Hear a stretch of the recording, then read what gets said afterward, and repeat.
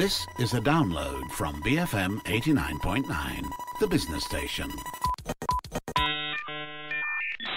Good morning, you're listening to Up the Ante with me, Angeline Tay, and every Monday this show we follow up with a previous guest on what's their business challenges, and then we have a consultant to help bring their business forward. And today we are focusing on branding. So our guest today is EDZ.com.my. They recently took the third place at the Alliance Bank Biz Smart Academy last year and walked off with 100,000 ringgit cash prize. Norasurah Wahab, the founder of EDZ, is back with us for the Up the Ante session, and our consultant for today is Jia Ping, a brand coach. So Sue, congratulations on winning the third place. What did you learn from this experience? We learned a lot actually, because during the business competition with Alliance Bank, I met with many other business person from different industries, and we exchanged ideas a lot, and we learned from each other. And what are some of the developments in your business since Alliance Biz Smart Academy? The main development we are looking for is to rebrand EDZ, because we think that we need better names and better branding, and that's what I'm very weak of. Right. Okay, it's the right session with Jia Ping here. And then previously you said you were expanding to Paris. How's that coming along? I think we need to wait for some time because we need to settle a few things, the branding first. We need to make our branding strong, and later we go international. Okay. So your plans with the prize money, which is 100,000 ringgit, is that part of to inject into your branding exercise? Yeah, sure. Okay. So what are your challenges that you like to share with us today? One of it is competition, because right now I've seen so many small businesses that they emerge like so many. I mean, every day we can see that, hey, I never heard of this brand, but they have product almost the same as us. So what should we do to make us stand out? Let's backtrack. I mean, that's a very good question, but let's backtrack a bit, not just to look at the competition, but who is EDZ and what does the brand stand for? So when you talk about rebranding, do you want to change the name? Is that where you're looking at? Or is it just a minor rebranding? Maybe change the name. Maybe, but you don't know? Okay, that's fine. Don't know yet. So one of the things is, when you look at fashion houses, and because you're not a pure retailer, you also design the fashion, am I right? Yeah. All fashion houses have a personality or like someone they design for, a muse that represents the brand. So the concept of the muse is actually, this is the woman that I'm designing for, and people relate to the muse. So you have Keira Knightley, who is a muse for Chanel. You have a few of these stars who are muses for big fashion houses. Jennifer Lopez was the muse for Oscar de la Renta for a while. So what happens is you have to define what is this woman that you're designing for, and that becomes your target market, right? So you said mothers, young mothers as well as working women. But that's a huge market, and there's so many types of young mothers, so many types of personalities. So you really need to define the personality of this woman. You do a mood board. Yeah, what does she drink? What does she eat? Where does she like to go? How does she relax? You really have to understand the psyche of this person. And, it may be that she's you. She is a version of you. I don't know. But this is something you need to brainstorm with your key designers, your key theme. And that becomes, what you're known for. So, if you look at houses like Alexander Wang, he stands for something. Right, you look at the new designers coming up, Isabel Marant. Isabel Marant doesn't design normal business type of clothes. She designs quirky, contemporary wear. Are you that? All these questions you have to ask yourself, and you have to define yourself within this very huge spectrum of fashion genres, right? So what genre are you? I mean, you keep calling yourself modest, but modest is a very large genre, and it really does not do anything for me emotionally. So when you look at brands, you have to say, yes, we are functional, but what is the emotional core? Why does this brand exist? Who does it exist for? What is the philosophy of this brand? So when we talk about philosophy, you have to understand what does this brand strive to do? What is your philosophy? All right, I call it the why. And then what is the user experience that you want your philosophy to be translated to? So the user experience will then govern how your website looks. So at the moment, it looks very normal. It doesn't stand out, right? So I would go and look at some of the other similar websites from the United States, right? Something a bit more funky, quirky, maybe ideally.com or something like that. Have a look at how they do it. Yeah, actually we planning to revamp the website also because I see we need to put few things. But it's not just about revamping. It is about going back and understanding the philosophy of your brand. So that's very important. Meaning I need to put in mind that I need to select personalities for the brand, is it? I think not just select personalities. So what brands do you admire? I admire Ted Baker. Okay, so why do you admire Ted Baker? Because the design is simple, but yet it's so elegant. Okay, so that's a design philosophy. Simple yet elegant. Yeah. Right, and beyond that, who is the woman that wears Ted Baker? Can you describe her? Maybe a manager above. Yeah, so don't describe what she does, but what car does she drive? Where does she go and eat? What does she like to do when she's not working? So The lifestyle. the lifestyle. So what we call this is the psychographic of your target market. Have you heard of the word demographic before? Yeah. So there's demographic which tells you what is happening, right? How much do they own? Gender. Yes, how much do they earn? Where do they live? Blah, blah, blah, blah, blah, right? But you need the psychographic, which is how do they live their life? When they get up in the morning, what do they do? Read the newspaper, or do they check their blog? Are they online? And when they're online, what do they surf? You need to get into the hearts and minds of your consumer, of this person that you're designing for.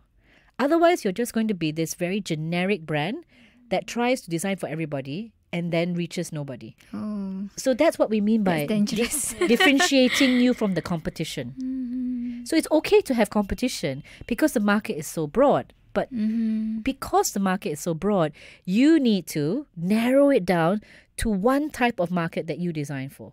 So now there's a lot of nice Muslim fashions, right? A lot. Yeah. So where do you stand within the nice Muslim fashion, within the nice manager that would be your customers, so what you do is you do the funneling technique. I funnel it down to a certain type of personality, a certain type of woman. Do you have any idea at the moment what sort of woman that's representing EDZ? Actually, I always ask myself, let's say I need this type of clothes. I always do actually what I want, and I ask friends what they want. So I always do something like that. So when you create anything in your mind, like let's say a communication campaign, what's the first language you use? Communication campaign. Yeah, when you're creating something in your mind and when you're speaking with your team, what language do you use? What do you want for next month? No, I mean but is it bahasa? Of course it's bahasa. So I would basically start working in bahasa, creating things in bahasa, and then translating it into something in English. Because you have to work from a comfort zone area. Don't try and look at things from an English perspective, and then it's like suddenly you're tersekat, you're like stuck. So use the language that you're comfortable in, right? So the ideas are all in Malay, blah blah blah. That's fine. And then your mood boards are all in Malay. So wanita yang idaman untuk EDZ. So who is the ideal woman for EDZ? And then you put it up. And then you translate it because your website is in English, right? Yeah. So always work in the language that you're good at. Because I look at your website and I just think you're struggling. You're struggling to actually define who you are. And I think a lot of it is because of language issues. You're working in a medium that you're not comfortable in. We'll continue the conversations on what language to use. After this, we have Norasurah Wahab, the founder of EDZ.com.my, and Jia Ping, our branding coach for the session. This is Up TNT and BFM 89.9. Bring forth money. BFM 89.9. You're listening to Up DNT on Open for Business with me, Angeline Tay. We have Norasurah Wahab, the founder of EDZ.com.my, and also Jia Ping, our branding coach for this session. Earlier, we were discussing about using the language that you're most comfortable in to deliver your message and then to translate it to English. And Sue has a question. Is it better if we just go with bahasa? Well, I mean, but we are actually targeting. But if you're international, so maybe you could actually use the money to have dual language, bahasa as well as English. So then it opens up. I mean, this is again a marketing strategy. You have to ask yourself. So maybe the landing page is English or Malay, and then they click Malay and it opens up to the Malay page, or it opens up already and then someone has the option to click English. That's really up to you, because if you have an international brand, I would suggest the other way, right? Where you look at English or the flags of the world and then they click. Is it English? Is it whatever? And that's what you talk about, targeted marketing. So that's something you need to decide. There's no right or wrong. It depends. Yeah, but if you say 90% of your market right now is it Malay speaking? Malay speaking. So there we go. And is that where your revenue is going to come from in the long run? 90% of Malay-speaking women? For now, yes. But in the long run, so sure. maybe you could have a transition. Mm-hmm. Yeah, now try it and see. So maybe there are some quirks that in the Malay language that, you could actually bring out the personality even more. I mean, also then talk to your customers. Will they turn away from you if the site is in Malay? I think they don't really care. English, exactly, because English it's all Malay. about how great your designs are, right? They admire the dresses. Yeah. So yes, so it's no longer just about English being the be all and end all. It's really about what your market is comfortable with. Are you in touch with your customers? Like, do you communicate with them frequently? Yeah, you do. Of course. Okay, frequently. That's good. Yeah. So I mean, I would even put up this podcast on your site and say, guys, what would you think if we change this into Malay? Please rate. Ask their opinion, ask right? Your opinion, yeah. Because it's all about interaction. That's how you get emotional attachment to a brand and brand loyalty. Right. Then after that, it's like, what are the loyalty programs that you're doing? How do you pull them back in? Then there's the marketing technique of, stopping leaky buckets. Like, how do you make sure the people who are your customers stay with you while getting new customers? So that's a marketing strategy that you need to also remember after you've done the branding. So there's branding. Who are you? What are your values? Right? So so design philosophy will have some values as well. Later, when you expand, you get a bigger team. What is the culture that you want to create? Is it fun? Is it creative? Or is it, hardworking? What are the words that you want to use to create this culture? You mean the culture for the brand or for the... Well, the culture for the brand will translate to the culture for the organization. The organization. Yeah. Oh, it's connected. Yes, everything's connected. Yes. All right. Any other questions you'd like to ask Jia Ping? I think Jia Ping already answered some of it.